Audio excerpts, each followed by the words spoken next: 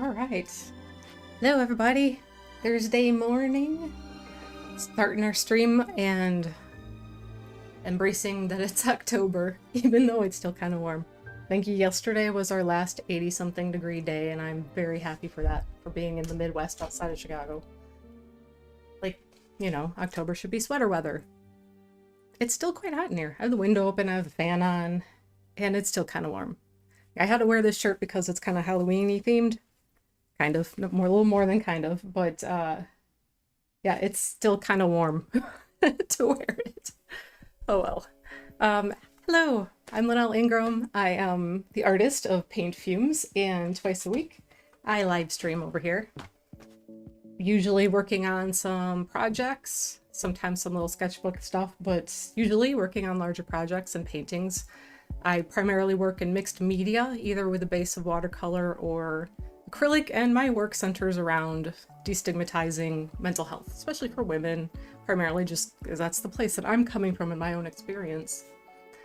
And I have a little sketch ready to go on my Halloween-esque canvas. So, you know, gotta go with something a little, I don't know, creepy, cute maybe in the end. We'll see how this turns out, but it should be a fun thing to work on for the month of October. Just lead up until Halloween. So I hope that you have your coffee, your tea, whatever your morning get me going is.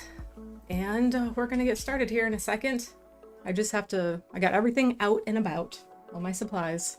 So it's just kind of a matter of like building up my palette and start putting down some layers. I'm probably gonna start with some of the skin tones and maybe a little bit into the background just to get going with it. Jim, hello, good morning. Good morning, good morning. Nice humid day around here. Again, but at least it's not 85 degrees. I actually think we're gonna drop into like 50s, 60s over the weekend. And I'm really, really happy about that. Like, I can't even tell you. I'm ready. I'm ready. I am not a hot weather person. Okay, so just gonna start. I got my palette. I can't really see it on the camera, but I've just sort of have it very loosely slung in here, which is probably dangerous. And I'll just start putting down, because I'm doing kind of a clown girl, her makeup will kind of be the skin tone. So it'll be white would be the brightest highlight, essentially. And then we'll work it out into some kind of grays from there. So white and Payne's gray are gonna play largely. Oh. I talk about this a lot, but I really hate these caps on paint. The one on my white paint is the same kind of cap, but it's way bigger. Like, you can actually get a decent grip of it without, like, as you turn it, tearing the flesh off of your fingers. Anyway, happy Halloween month, y'all. I don't know if anybody's gotten a chance to if you've had some apple cider donuts, apple picking, got a pumpkin out in front of your porch, or on your patio, all the good stuff. I have some pretty good memories of being a kid when we were quite young, kind of getting ourselves and the house ready for Halloween. That was always something that was fun. I think one of my favorite things that I kind of remember doing, it was a long time ago, but it's up there, was doing these, I don't even know what you'd call it. We made ghosts out of cheesecloth and balloons, basically, where we coated the cheesecloth in some sort of, I don't know, almost like a paper mache glue or something, and you formed it over a balloon into the shape of a ghost. And then once that was all really dried and hardened, you could, you know, pop the balloon, take it out of there, and then you have these little, like, translucent little ghosty guys that you could hang up either around the house or outside. You put them outside, they'd probably not last very long.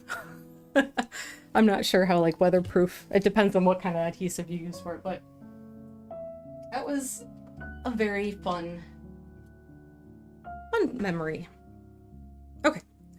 I will be starting with a slightly broader brush. I got a little, well, I guess it's like a 3/4 inch filbert. And before I do that though, I'm gonna blend up a few different values on my palette here. So kind of work to my darkest, lightest to darkest. So I kind of have them just ready to go on the palette and there for me. Try to hold it in a way that you can kind of see from behind me. I would have to have a third camera to have one dedicated to being on my palette, or else I would just switch out and not have like the face cam. There's a possibility too, if anyone thought that was like much more valuable to do, I wouldn't mind doing that. But until I have like some kind of situation, it's a lot of when you have a fairly small space for your studio, for your workspace, for any workspace, you can make it very efficient with good planning and keeping things like nice and neat. But you also have to stay on top of it and get a little creative. There are certainly limitations about what you can accomplish or not. So it does make things like having a lot of cameras set up kind of difficult in here. There's always a lot of wires everywhere to get all the cameras back to, you know, cameras, microphones, and stuff back to the computer for the feed.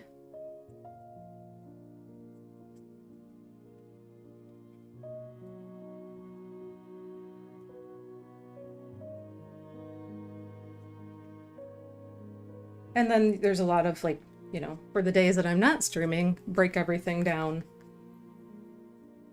so that I can still function in here as a workspace.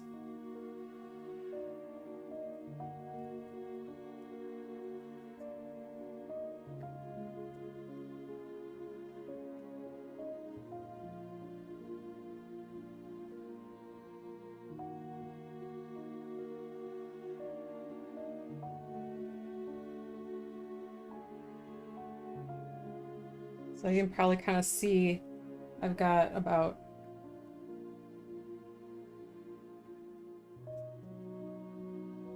my darkest, my next darkest right here I'm working on.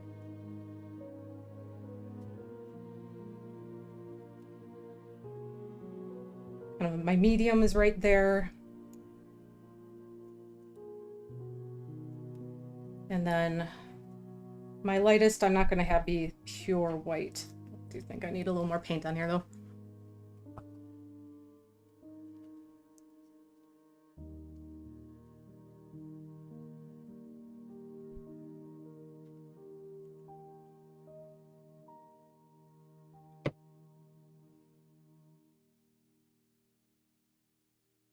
Okay, so this is about where I'm going to start. My 1, 2, 3, 4, 5 different tones to work off of.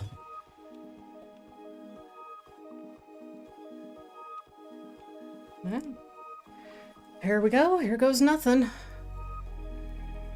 Always hold your breath on that first layer. I thought it would be fun to go with a really deep, you know, almost bloody canvas to start with as my underpainting, since, you know, well, for one, it's October, and for another, like, then I can get some, like, it's a little extreme, but that gives me some warmth. It'll kind of bleed up.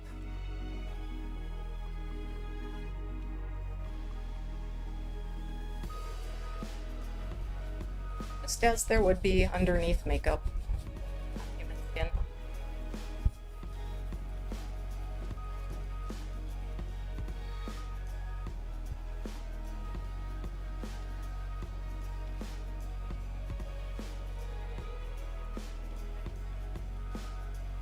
gonna kind of allow a lot of things of my drawing to be covered up. They were just there kind of for my reference as I move along.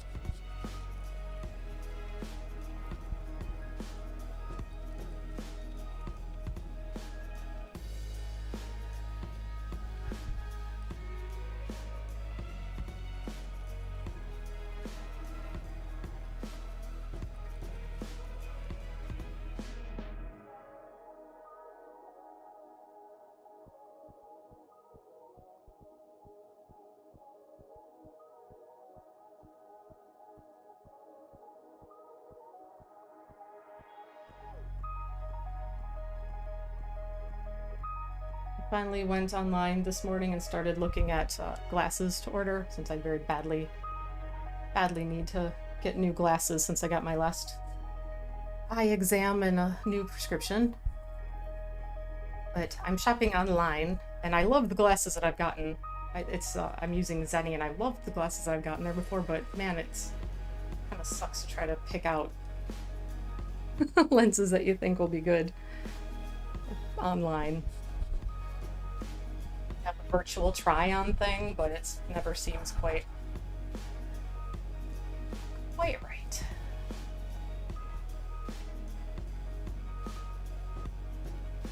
The picture that I uploaded to work with for the try-on, they have you, turn your head, fit it within this space. But the glasses are like this big on me, which I know some glasses can be kind of huge, but not all of them look like a little bug, which makes it really hard. So I don't know, probably just need to suck it up and upload a new picture and start over. Yay.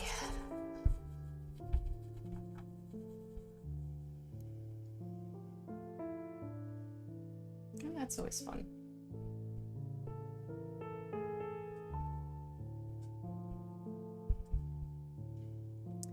I used Conte Crayon for my drawing, so it kind of it works well for what I'm doing here to pick it up, and it sort of picks up and blends into the paint a little bit as I'm going, because I did actually even fill in some of the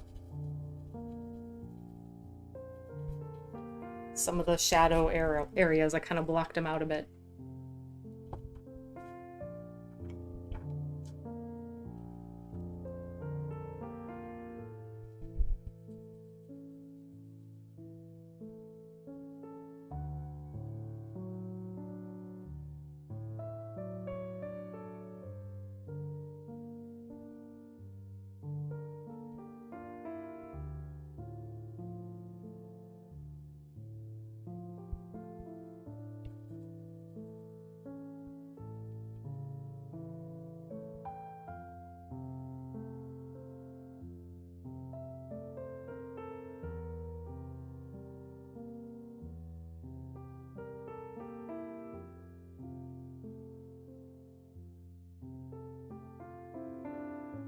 I don't know if anybody as a kid went to haunted houses. I grew up in a pretty small town, and it was a while ago, so it wasn't as much of a thing for these like huge conglomerate haunted houses to come into the area like they do now, at least around the cities. But I do remember at least one year at the high school in town. I think the kids must have put it together.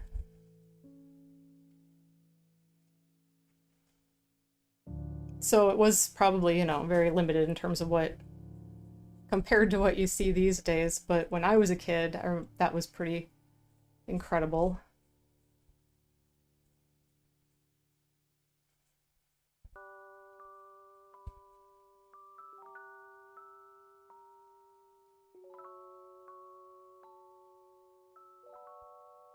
I've actually never bothered to go to any of the big ones around now as I'm older. I just, not as interested in that kind of thing now. I do, though, enjoy a good scare in the form of movies.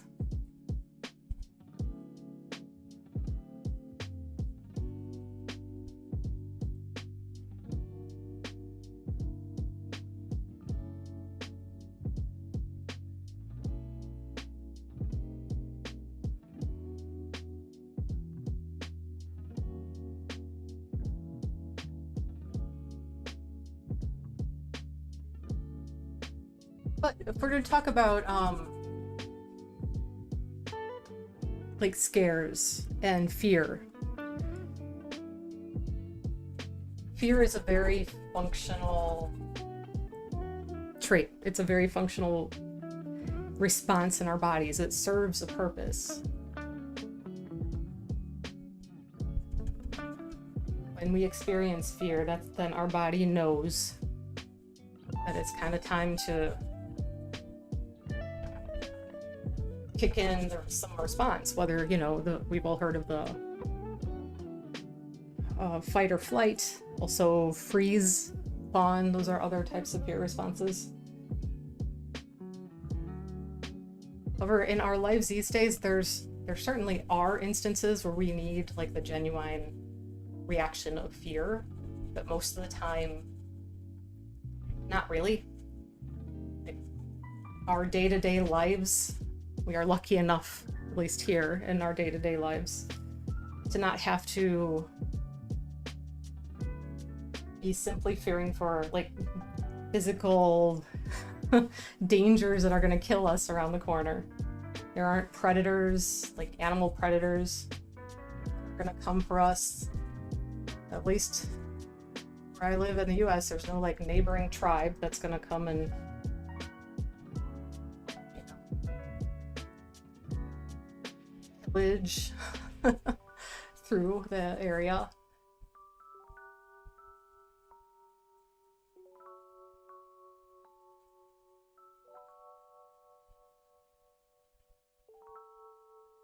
But our bodies don't know the difference.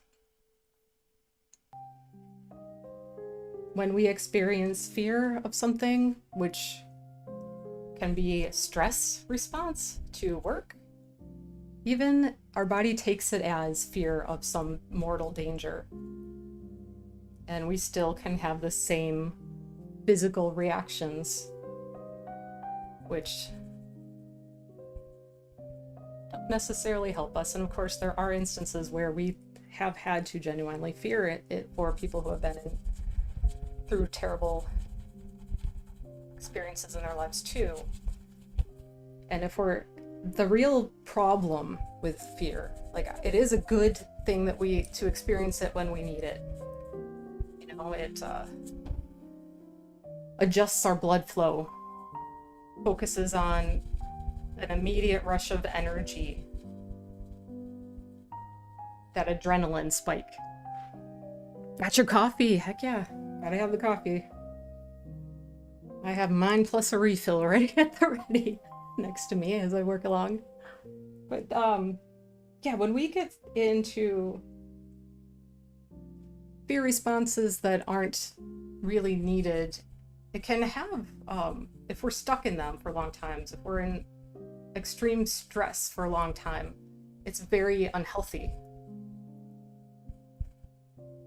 It can lead to chronic anxiety issues, of course, at the very least.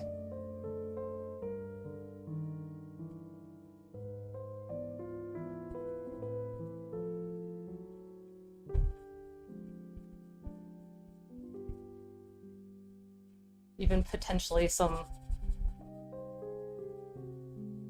like autoimmune, because it piques your immune system a bit.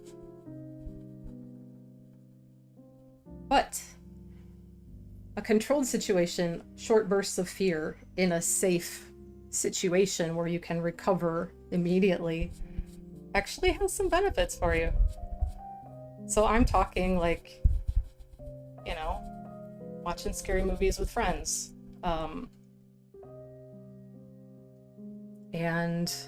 or going to a haunted house, that sort of thing. In a place where you know that you're not in actual physical danger. So you experience the scare, the jump scare, the feeling of, oh my, what is going to happen? But you know, immediately afterwards, your body recovers by knowing you're not actually in physical danger. You're actually safe and everything is fine. That little burst of fear has surprising like health and psychological benefits for you. First off, that little burst of adrenaline, well, it gets your blood pumping, It actually burns a lot of calories.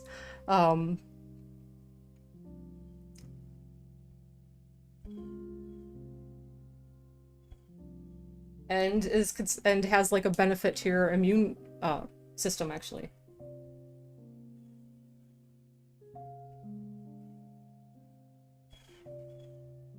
And physically and psychologically, after your body realizes that it is not actually in danger and the adrenaline kind of starts to fade away, you actually get a rush of feel-good chemicals into your body, endorphins.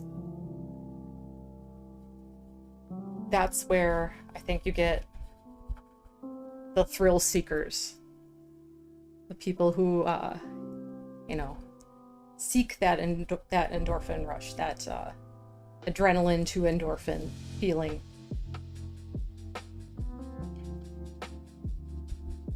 Jumping out of airplanes and, putting themselves in potentially physically dangerous positions for a thrill that they feel is actually relatively safe for them, but they get that adrenaline rush. Bungee jumping, is that still a thing? Do people still do that? I don't even know. But stuff along those lines. And on a much lesser scale, things like Halloween scares.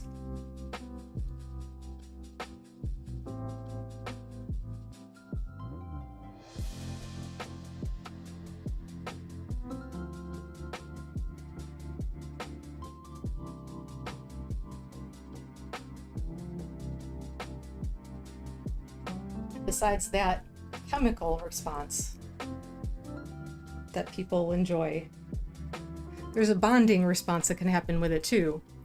If you watch with friends, if you're watching scary movies or going to haunted houses with friends, there is like a actual bonding moment that happens automatically. It's like inherent to our psyches, that surviving something like that surviving this scary experience will make you bond and feel closer to the people you're with.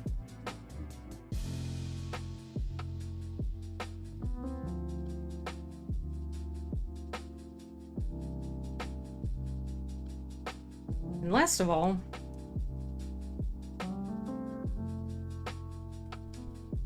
there's a psychological benefit of it being a safe way to explore fears, to confront our fears.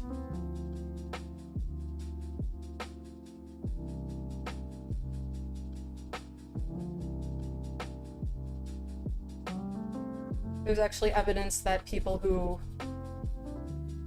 expose themselves to these scary situations, scary things, end up being better equipped to handle catastrophes.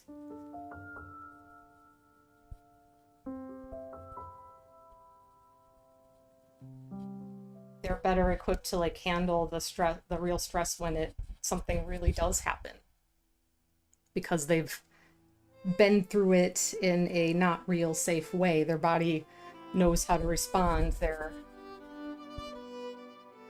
psyche isn't going to just lock down into a fear response as much.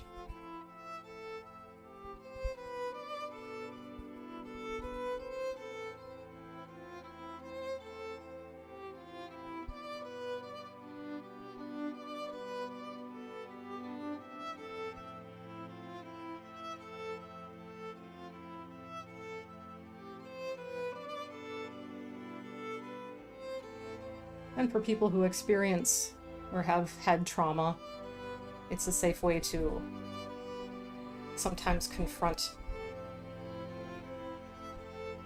the things that get pushed away, locked away, that we don't want to deal with because it's hard and scary and damaging and all that fun stuff.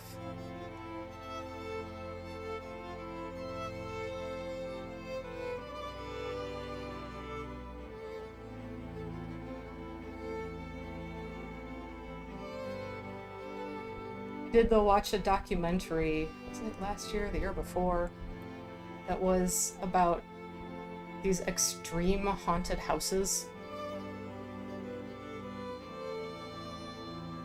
where, and it's just stuff that like people put in their own backyards and things mostly, and it was they were literally traumatizing people. It wasn't just a fun time scare, and people were signing up for it, and it was like they were essentially like subjecting themselves to like emotional and somewhat not physical in a way where they were really being hurt, but there was like almost a torture element to it, and it's really, I don't know, that crosses a lot of lines in my book, and of people who thought that it would be a fun thing to do didn't seem to be having so much fun when it was over. And I don't get. Like, you want to go that far, go to therapy, right? That's just my 2 cents on it.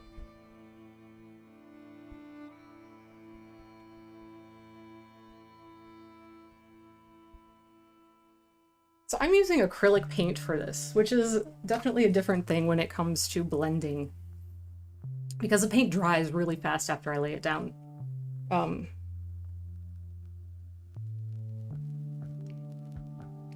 So it has a very different approach than working with oils and what you're probably used to seeing when people do work with oils.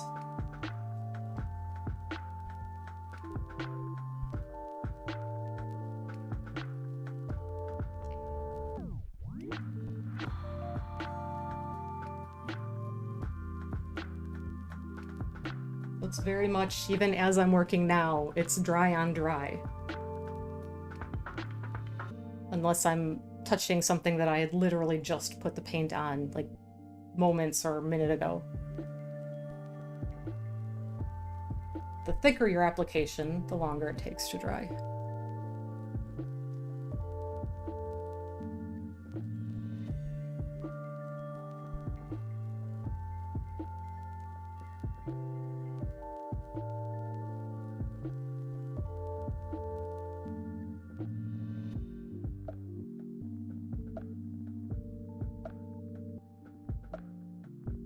But I'm not putting it on super thick at this point.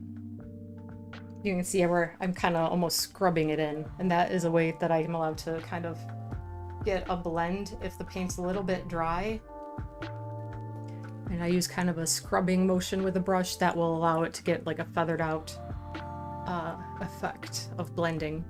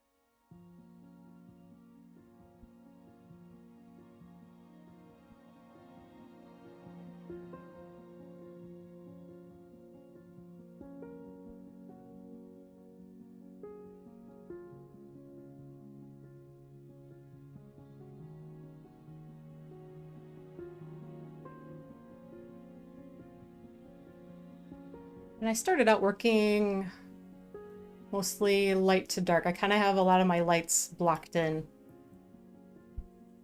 So now I can kind of block in where the darker shadows are going to be.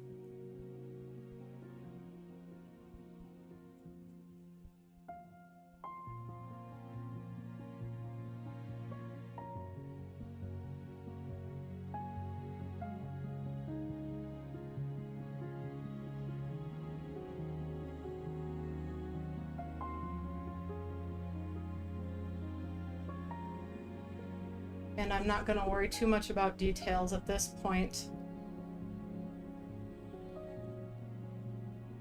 such as like where the eyes and this very specific smaller details around. I'm not going to get into that too much yet. After I finish connecting this kind of forehead area, I'm probably going to move on to laying in some tones in the background so that I can see how things are playing off of each other.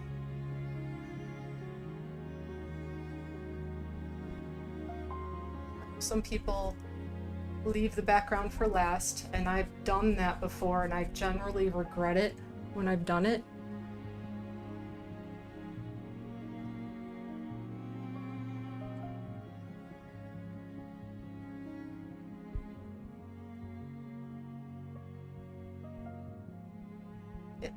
I feel like it makes things a lot more difficult to wait till the last to do that.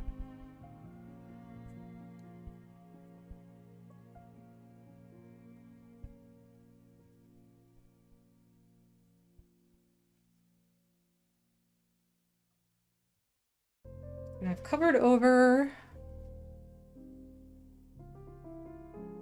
her eyebrows, because her eyebrows are going to be drawn on top, like with clown makeup.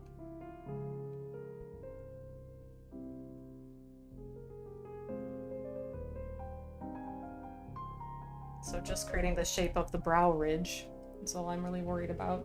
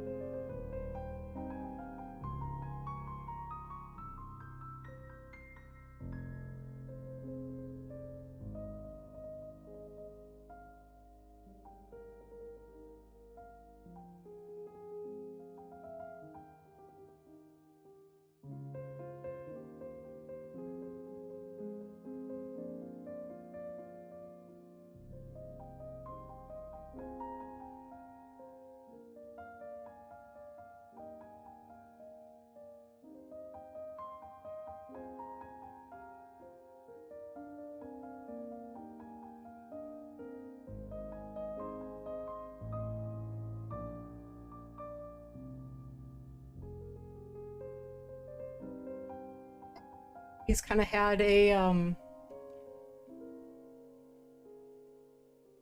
fascination, a draw to I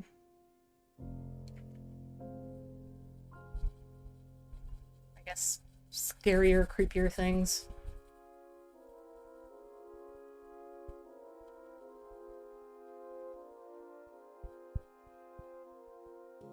Couldn't entirely tell you why. I'm sure there's plenty of psychological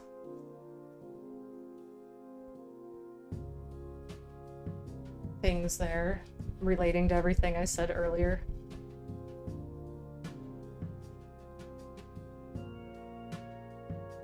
But I can certainly remember kind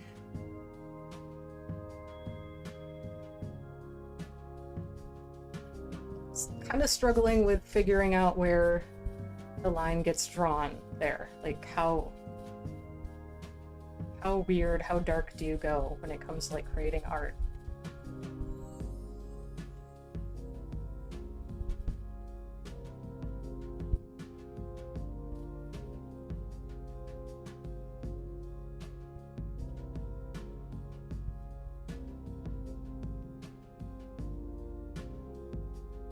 And I'm thinking back to like art school there when I'm talking about that. Especially.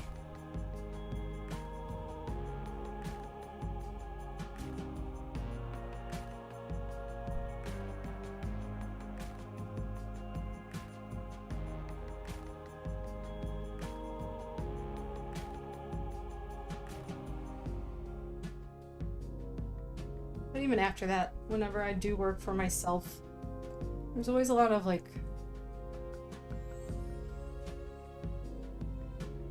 sadness in it.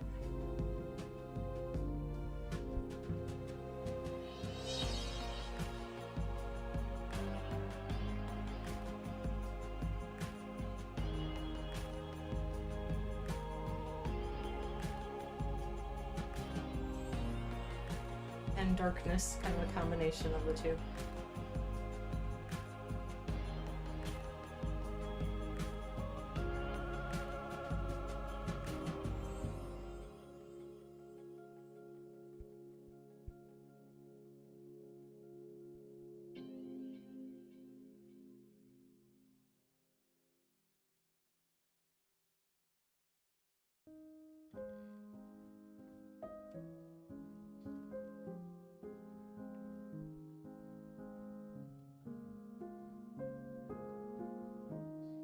Okay.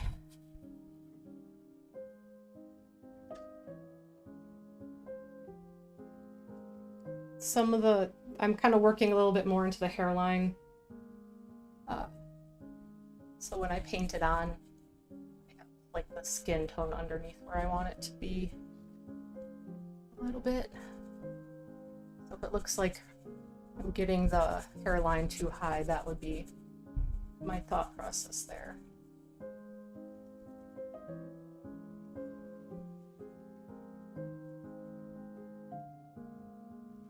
Like back here also.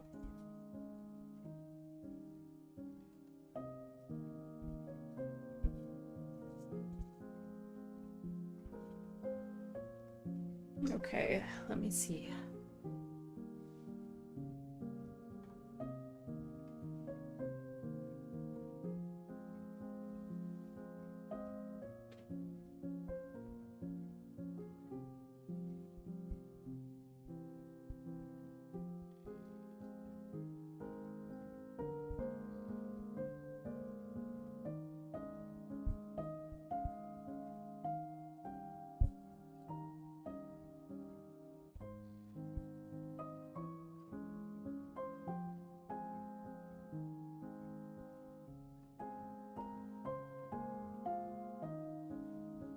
All right, I think a pretty good place to switch it up and start adding some background just to get that kind of blocked in a little bit too.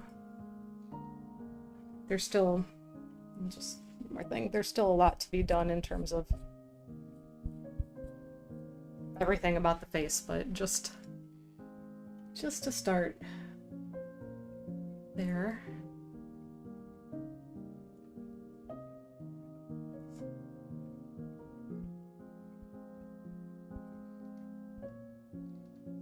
Okay, enough fussing. Let's go in here.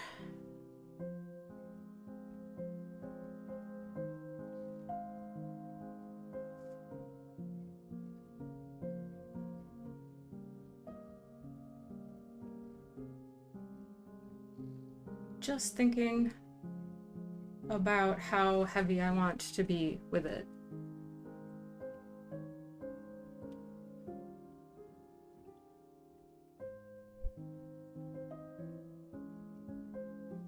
And if I want to stick with the same tones. I think for now we will.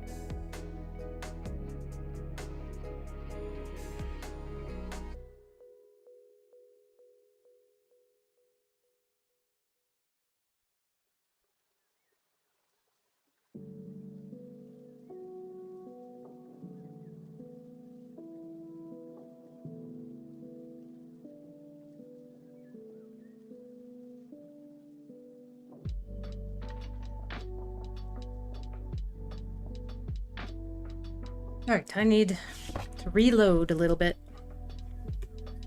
as well as paint and coffee, both. Both things need a little bit more. Oh, it's getting cold. Cold coffee.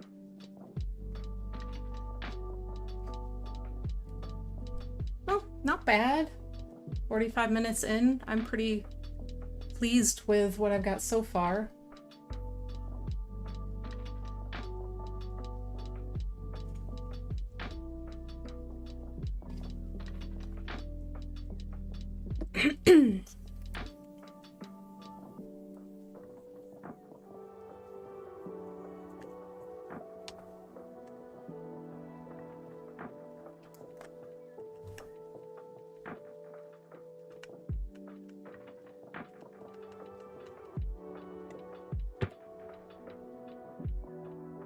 So this is going to start out looking pretty much like a little monotone, black and white-ish, right? So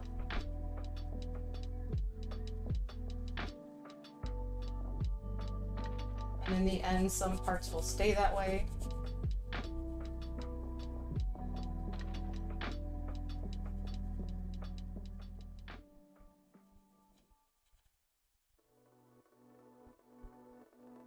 And some things will get much more color to them.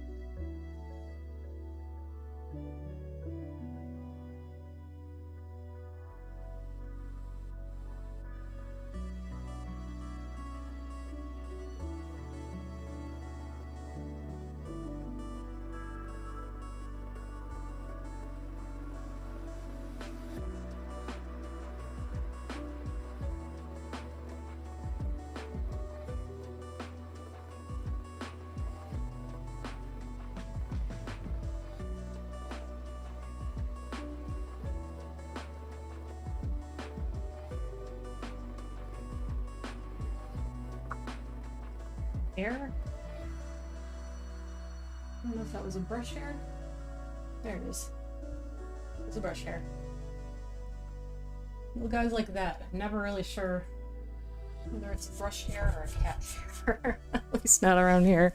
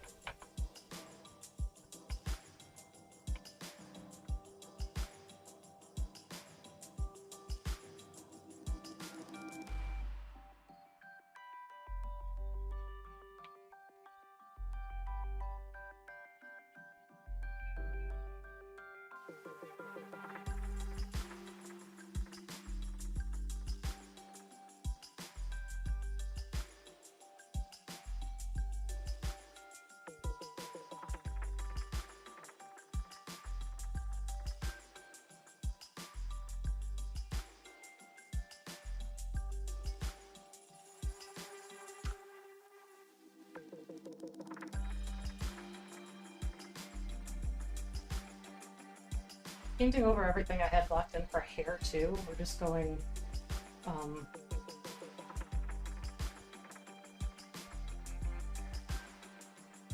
to get sort of some texture in the background, paint down, start building layers of that.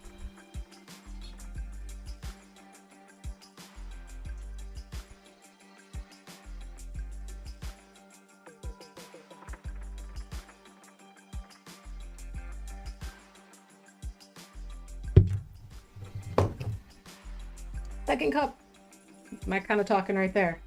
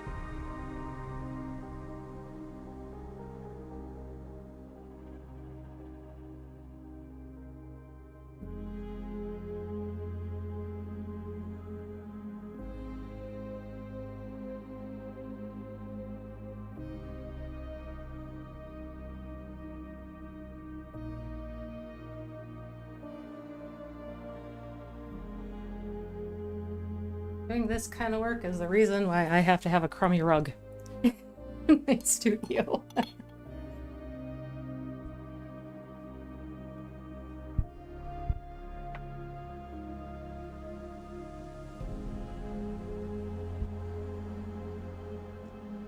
do wish I'd gotten a bigger one when I bought this one. It's a 5x7, which is enough to cover behind or underneath my easel here. But it's just small enough that my desk chair, when I'm sitting in my desk chair, is constantly catching it. The edge of it. And it's quite annoying.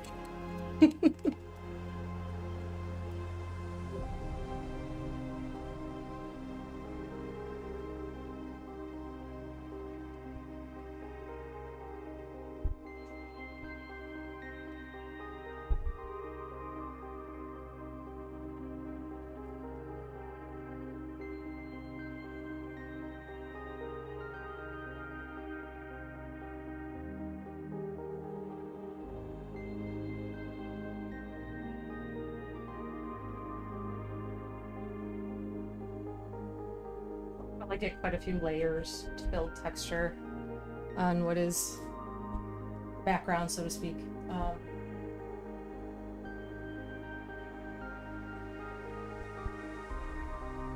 And I'm, again, going back and over what I'd had blocked in for hair, just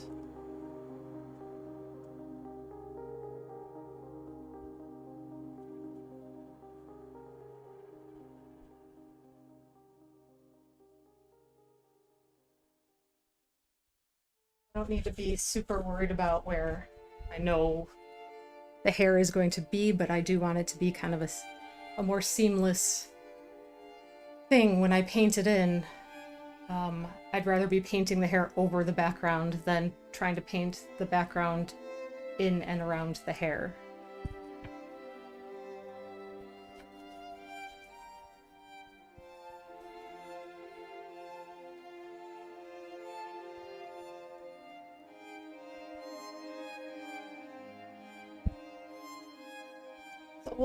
I'll be building layers that are going to go between being very watery and drippy, and some that are going to be more opaque and transparent, and opaque and thicker.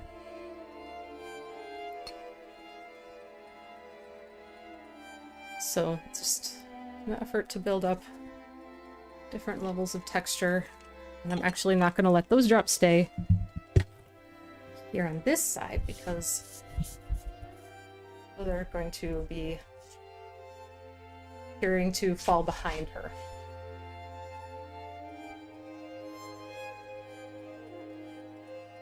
As long as I have my rag here.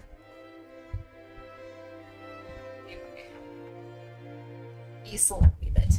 So I made quite the mess.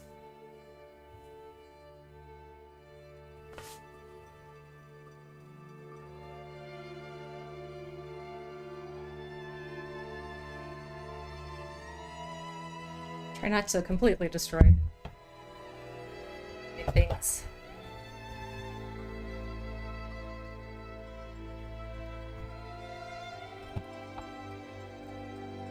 What I have in here to work needs to work. It needs to be a workhorse, but I'm not precious about anything either. I'm not precious about it. I need it to work. But also, you know, take care of it too. Like, if I make a huge mess, try to be mindful of cleaning it up.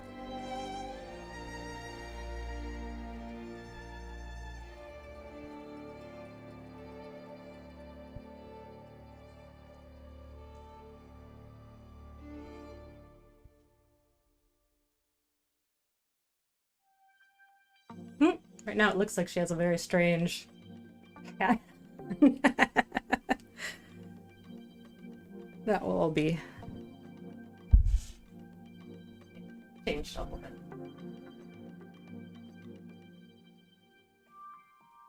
Alright, let's take a look here.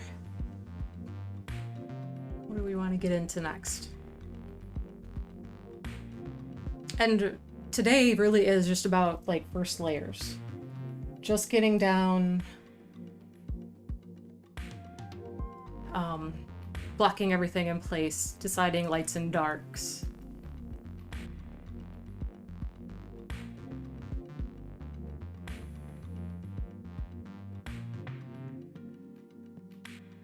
And I might just completely keep the hair, doing the hair for another time. Very likely.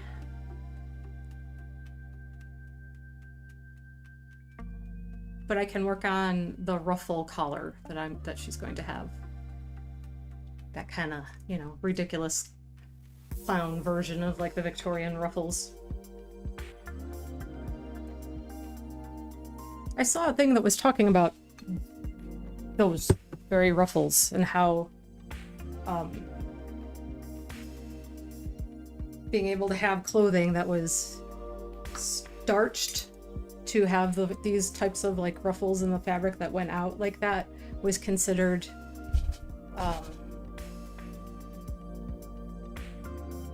like you were, it was a bit of a status money thing. And then as other people caught on and started trying to replicate it from the people who thought it made them real special, it became almost competitive to add layers and layers and layers of the ruffles. Smaller, more layers, like more starch. Got a little nuts. But that kind of feeds into what I was talking about in the last stream when I was talking about like fashion and the psychology of it, what it means to us, what value we assign to those things. All right. There's my cat. So I'm going to work on the ruffles a bit. And that will be like, I'm working with almost entirely the same larger brush for all of this piece that as far as what I'm doing today. Just to get down this base layer, and then as we move forward with it, there will be a lot more variation in brush stroke and ultimately adding more colors and more details. So, sorry, just had to like hold my cat for a second. He came looking for some love. There, say hi to everybody, Watson. Hmm? My co-star? My studio assistant? The better looking of the two of us. Yes, you're very sweet. Sorry. Kitty break.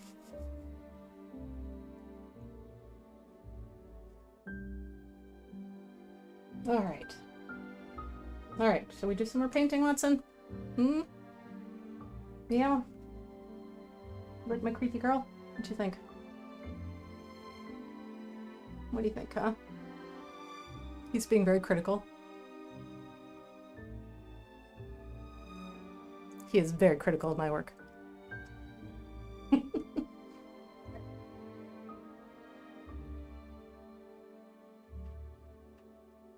Now that I have cat hair stuck to me, like the 1 hour intermission, pet the cat, warm up the coffee.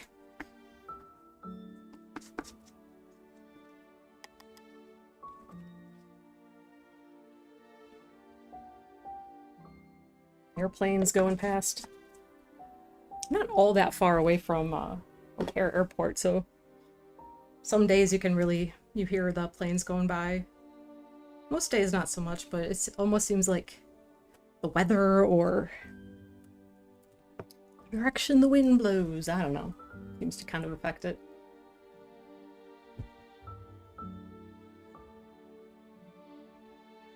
Alright, I do have a bit of a reference photo to work off of. I have it stuck on the wall right above the camera, so I'm looking and thinking.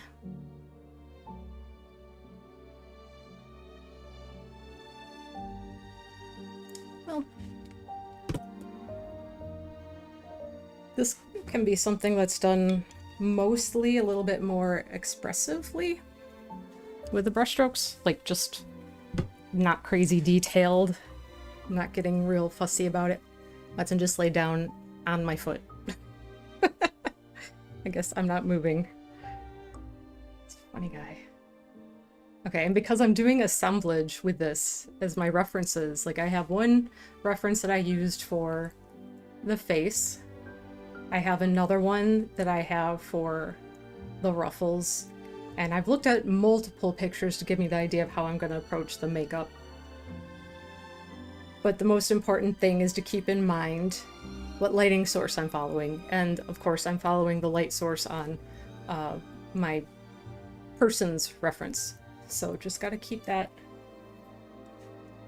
in mind when I'm adding other things.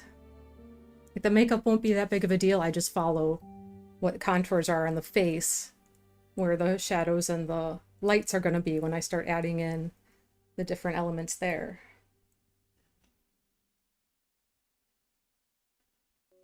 My light is coming like from here on her.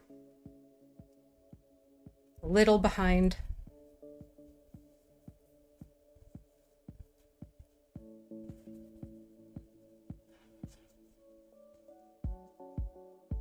A little bit behind and above. Not completely behind, but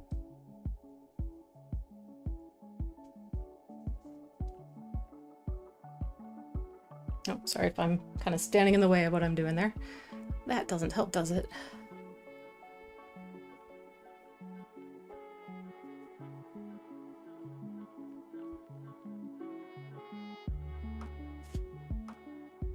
Try not to let my palette drop on my cat, who is directly below it now, no longer on my foot.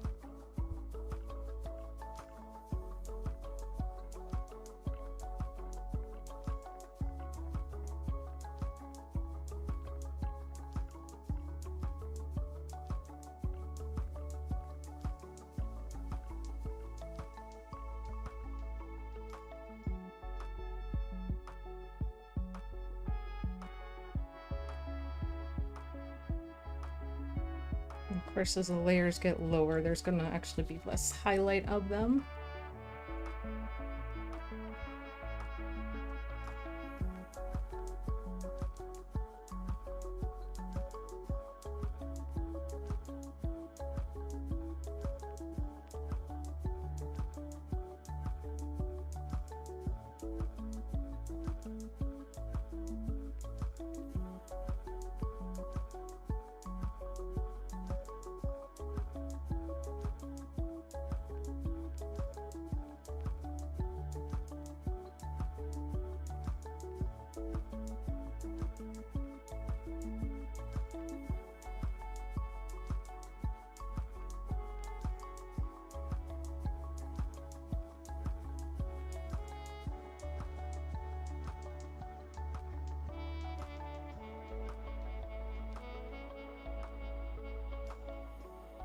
I'm actually going to let the paint build a little texture here too.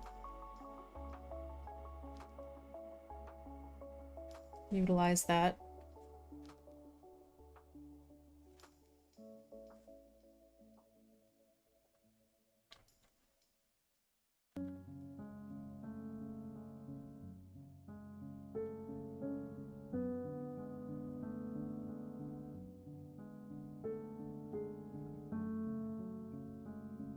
Oh yeah, speaking of scares, we watched a movie yesterday called Relic. I know there's been multiple movies called Relic. This one was extremely sad.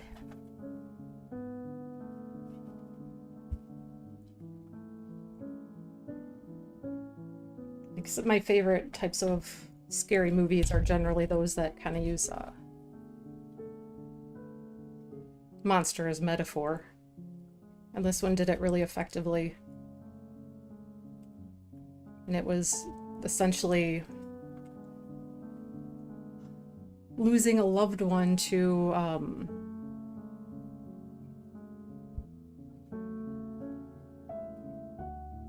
in the case of this movie, it was specifically like Alzheimer's, but I think any disease that completely destroys a person.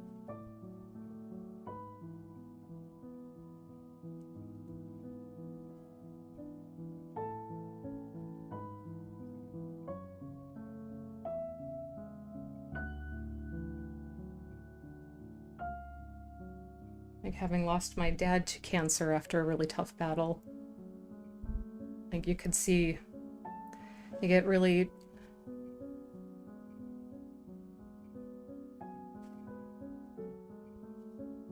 got into like the effect that it has, the destructive effect on the person suffering from with it, as well as the family learning to cope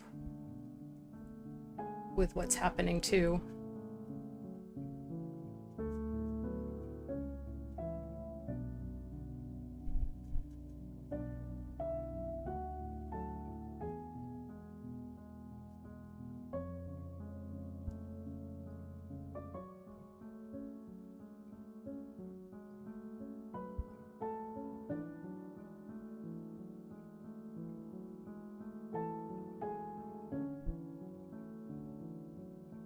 It was very sad. So, Relic from, I think, last year? I don't remember if it was this year or last year. It's on, we watched it on Shudder. I believe it's also on AMC. It's basically on AMC because AMC owns Shudder. But, yeah. If you want to see a really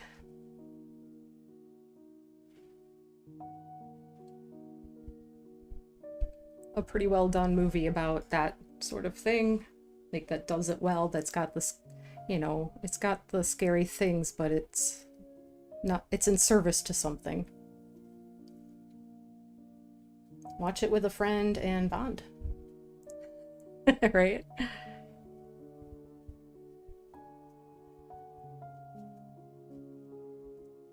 Have some bonding time.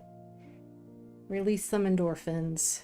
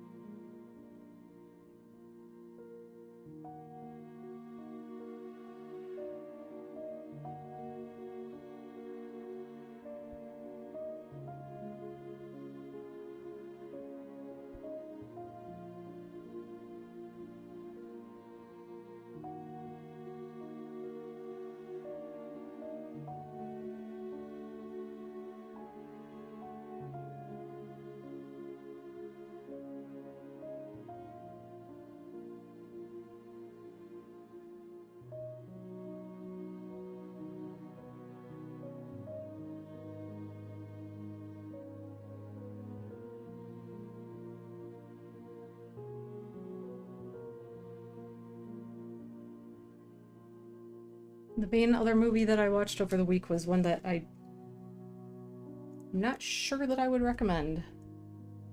It was from like early 2000s. It's called May.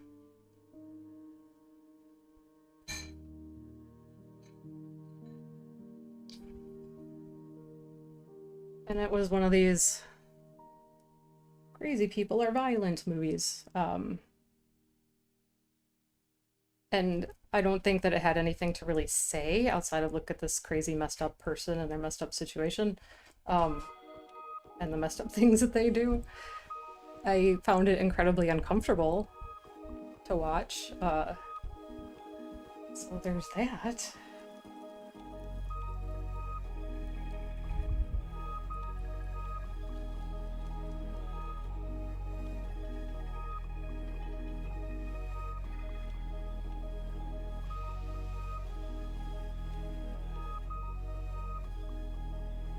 But I think some movies or otherwise can have portrayals of mental illness and do it well. And I don't think that this was one of them.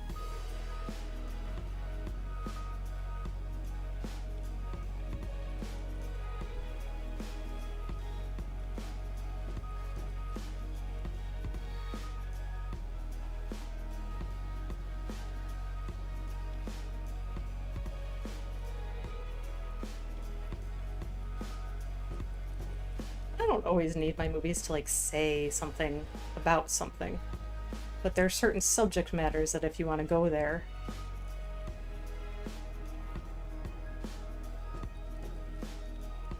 I mean, I can enjoy Friday the 13th movie just fine. Those have got nothing to say.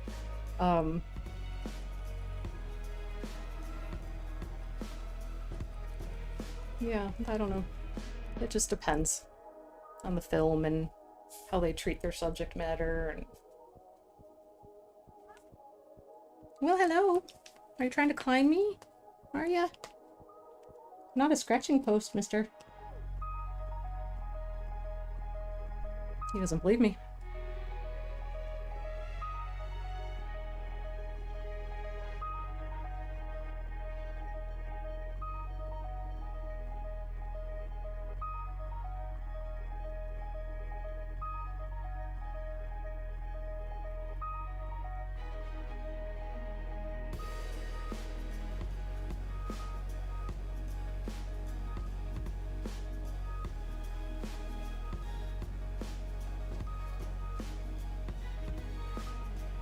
I'm pretty happy with how that's looking.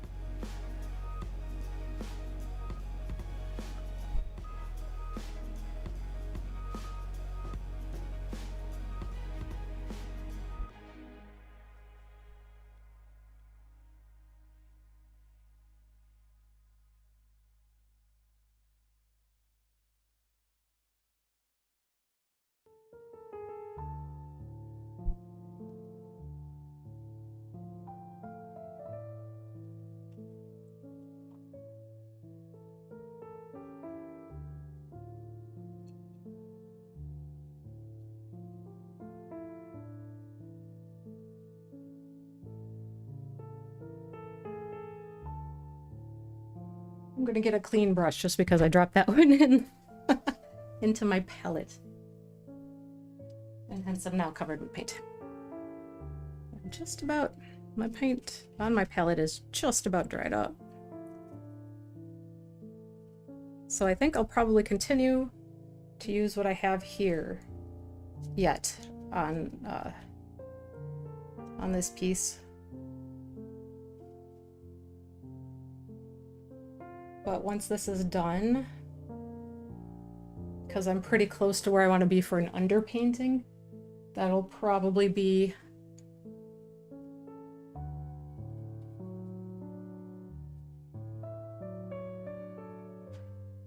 the place that will stop for today. And probably my next stream working on this will be longer because I'll have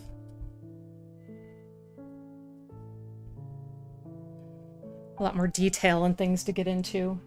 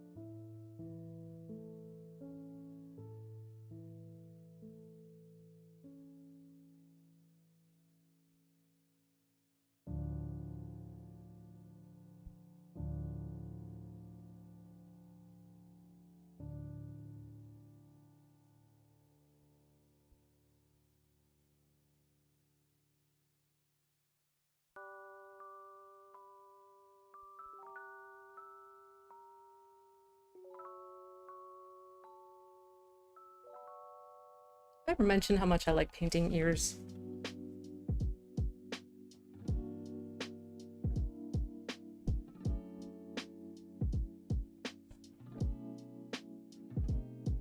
I mean, just like most of all of our features, they're so similar and yet so different at the same time from each other. Again, you'll come across doing some painting of somebody, and then you find they've got some very, very unique ears, and that's, you know, kind of fun. It's such a random and interesting thing.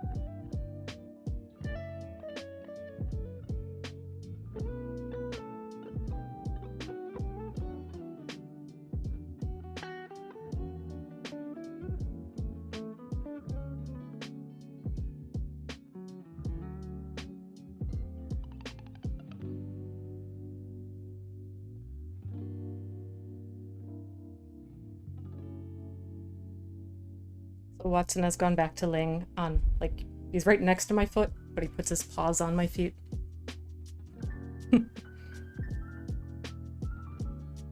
He is a very adorable little guy.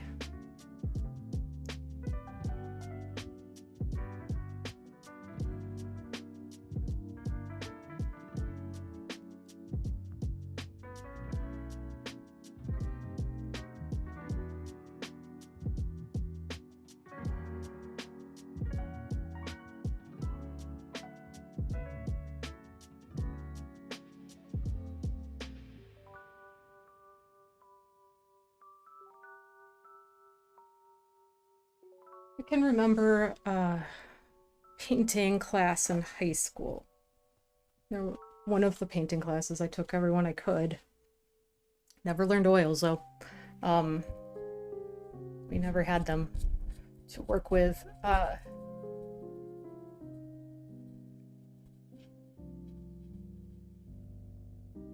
But we did a couple of paintings where we picked something, picture to work with. Where we got them, I think they might have been provided for us.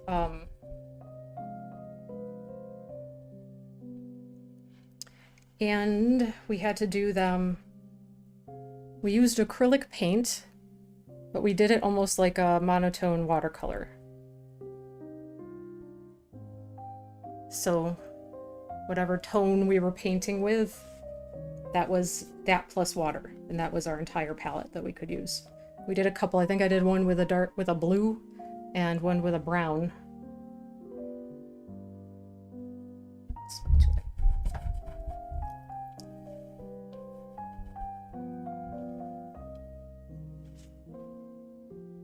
And I think that was like the main thing we ever did in terms of like trying to learning about value. And ironically, I don't remember it ever being said that like we weren't told that, okay, this is value, this is what these things mean. The difference between value and hue and tone and shade and all that stuff was never really something we got into there. And then we took college was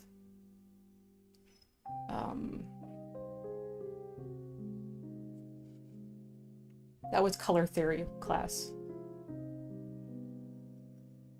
Was freshman year, we talked about it a little bit.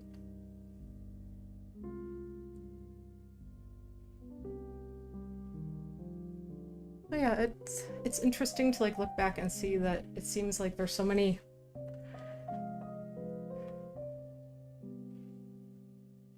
bases that didn't seem to get covered.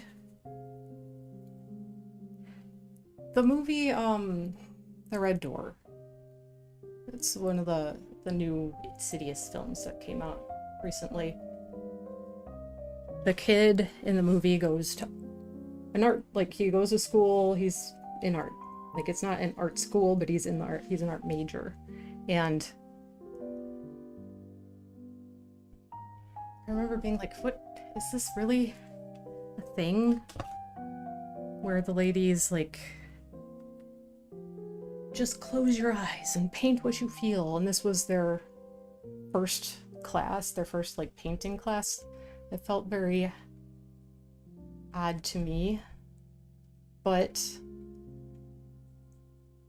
in my school, we were modeled after the Bauhaus School of Art. So your freshman year is actually, they call it your foundation year. So that's when you took all the classes like color theory and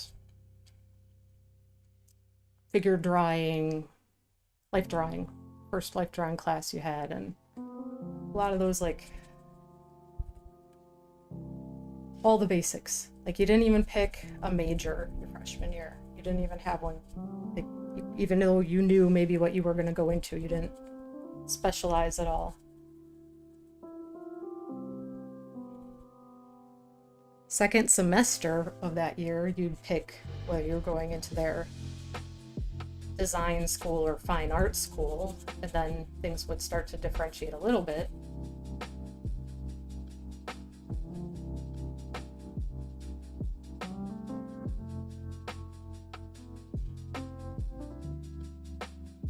But then I have to remember that not all art schools function that way.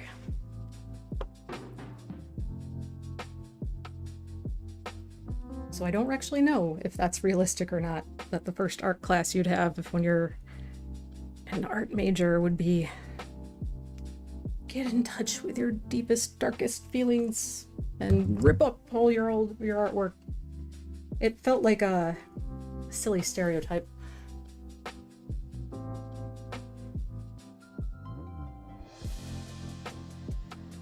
That was my impression of it. I don't know. But maybe that really is a thing, in the way that some people do it.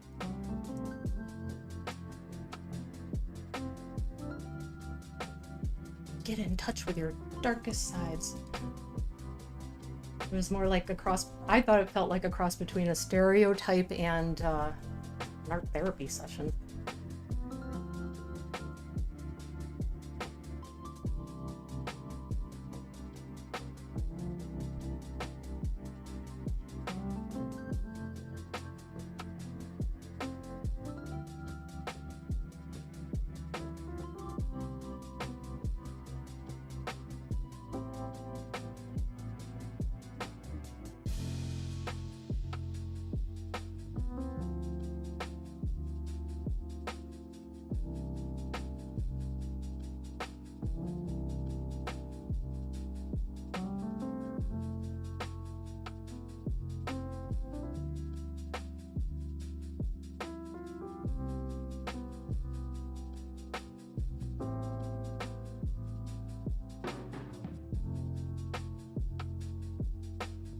I think that I could pretty easily say that I didn't have the best, I don't think that I had the best experience in art school. I hear a lot of people talk about how they feel like it's kind of a BS thing. But I mean, at the same time, there were good things from it. I did learn some things.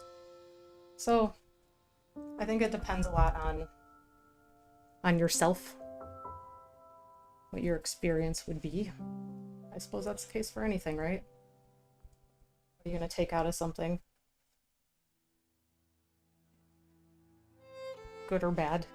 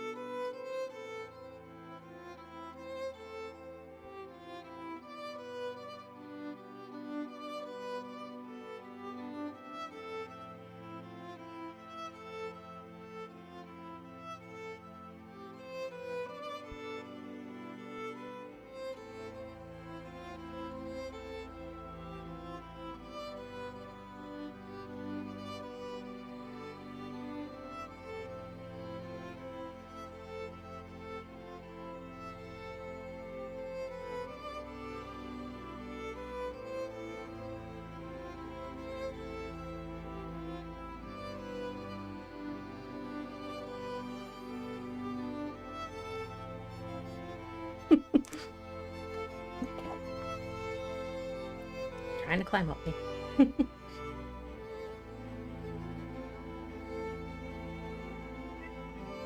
I know. You have half an hour till it's lunchtime.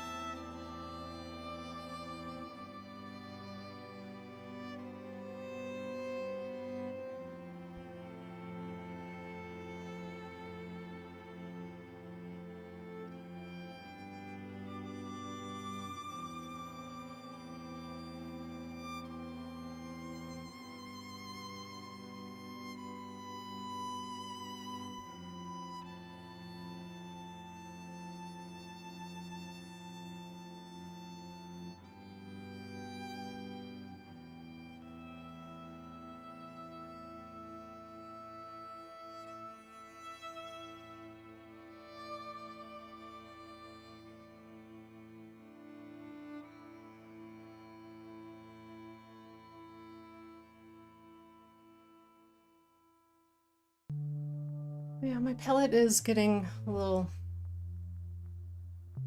crusty in the way that acrylic paints can.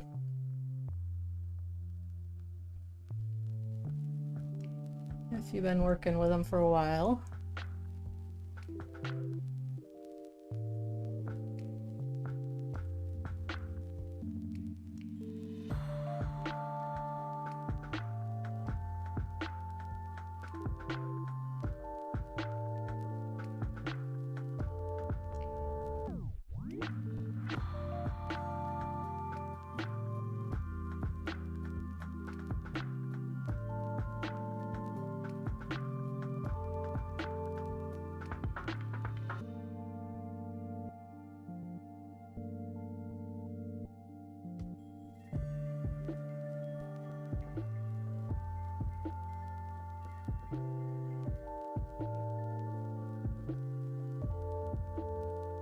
Be getting close to that time where things start getting worse than better.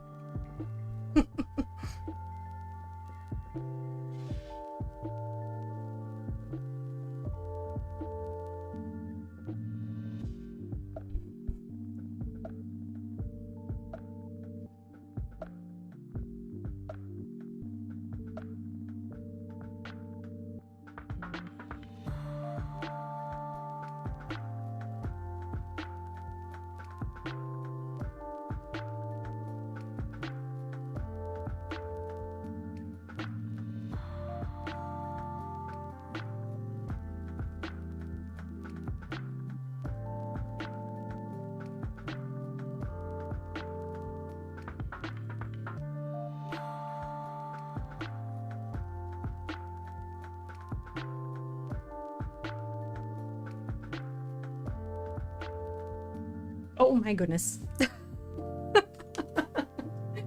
do you think we're gonna do? Jump up me and climb? Oh, he literally just did that. He just, like, jumped up my leg. I missed the first 4 minutes. Are you doing a limited palette, or is this the underpainting and getting a vibrant, saturated color scheme as it progresses? I don't have fluorescent acrylics, but this is mostly the underpainting. There will be some of it being covered up, and some of it will kind of stay this way. I'm gonna have some push and pull of how much some of it is going to what do you call? Yeah, like I'm gonna let some areas be primarily this, and then I'll add is that grisaille, where you kind of do a monochrome and then you add like color on top. There'll be it'll be some parts of it will be semi-grisaille. And for anybody who watches this that doesn't know what that means, that's just like if you have a monochromatic base for your painting and then you add like kind of translucent layers of color. But you've already, like, your just shadows and highlights are just already there. You just are colorizing them after the fact, kind of.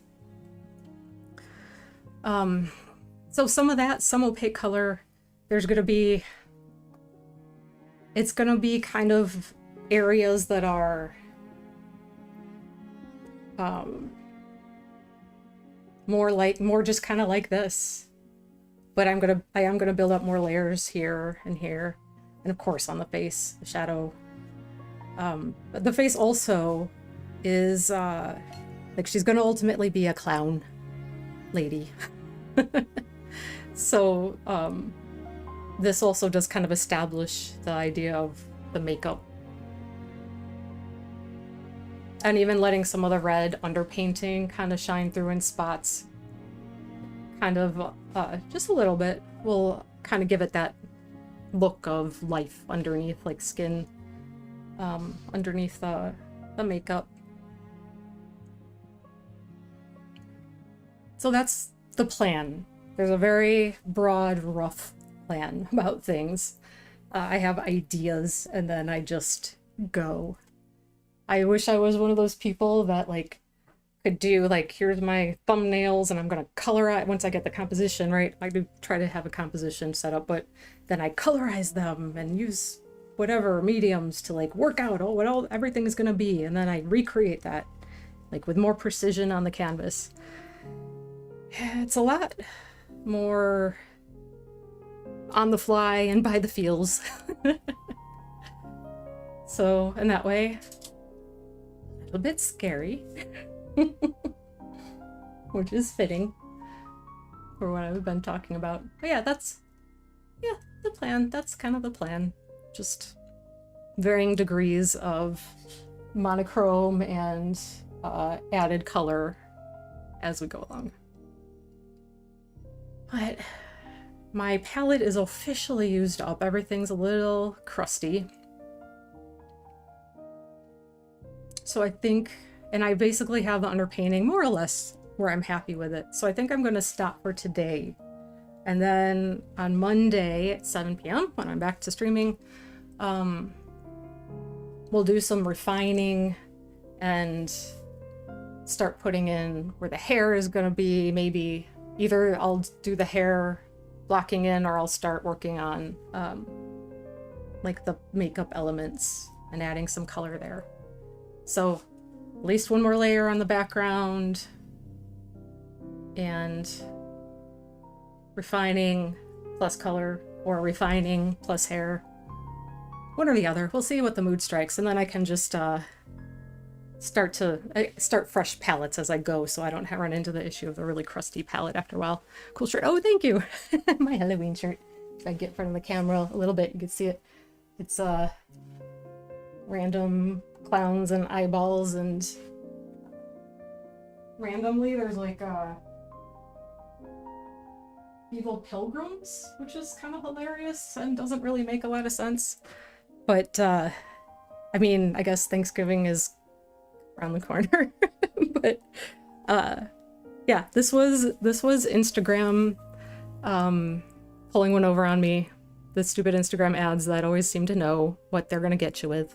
Got a couple shirts from some company and they're super cheapo, and it's like that first time where you do that order online from some shop you never heard from and you get it and you're like, what? Because what you can't tell seeing this shirt from on the camera is that the image is like extremely pixelated.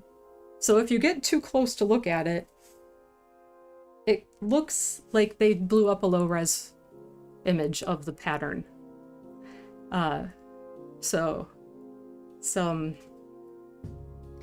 cheapness, but it's still fun. And I really, like, I have this one and one other one that really only get worn this time of year, but they'll last me forever because of that.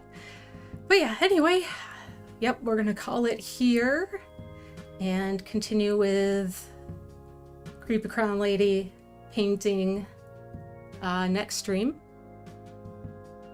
Number 3, you're beating me, Jim. But yeah, I'll be drinking the coffee till it's gone also, so nice. All right, I'm gonna call it here and we'll pick it up again next stream on Monday. So thank you for joining me and watching me make messes as I always do, and hope you'll join me again on Monday where I make more of a mess. Have an awesome weekend and take care. Bye.